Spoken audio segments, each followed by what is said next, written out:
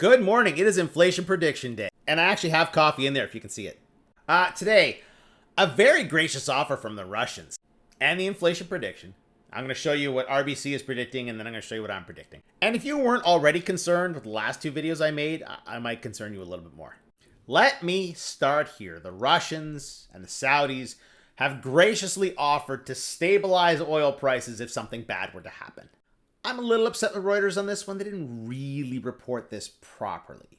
It's like they don't want to talk about the reality. A spokesperson goes on to say there was an example when President Putin, President Trump, and Mohammed bin Salman, they got together to slash oil production and stabilize prices in the wake of COVID. You remember COVID, right? There was lockdown. That made oil prices fall through the floor. They went below zero. But you will recall that before the lockdowns, oil prices were already falling because the Saudis and the Russians were in a quote-unquote price war. They jacked production and the prices fell. Now, you might debate whether lockdown happened because markets were crashing or markets crashed because lockdown happened. Who knows? I personally think that lockdown came at a bad time. I don't think anyone was anticipating oil prices going below zero. Nonetheless, Donald Trump got in there and negotiated, quote unquote, with the Saudis and the Russians to slash oil production, which led to all the inflation that we saw in the subsequent 2 years. It did. Look it up. All the price growth that happened from 2020 to 2022 happened because oil prices were increasing. They were increasing because production was slashed. And now these very benevolent dictators are saying that they will come in and they will stabilize the price of oil if something bad were to happen. And this absolutely positively has nothing to do with the fact that the Saudis are in a proxy war with Iran.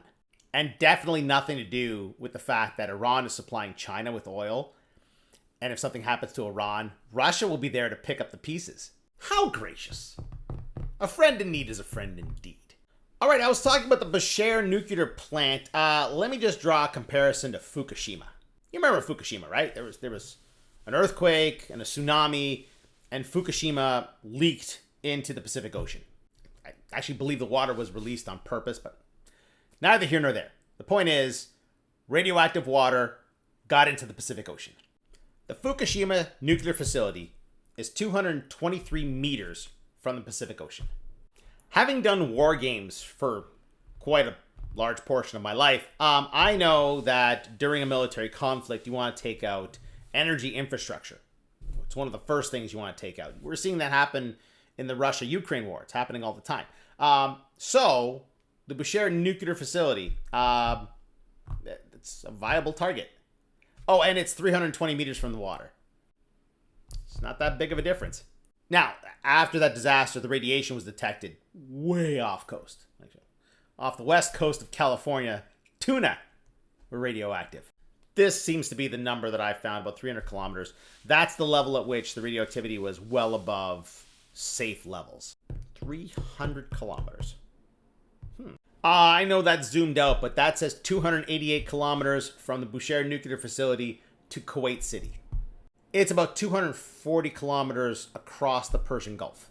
That's less than 300 kilometers, just for those keeping track.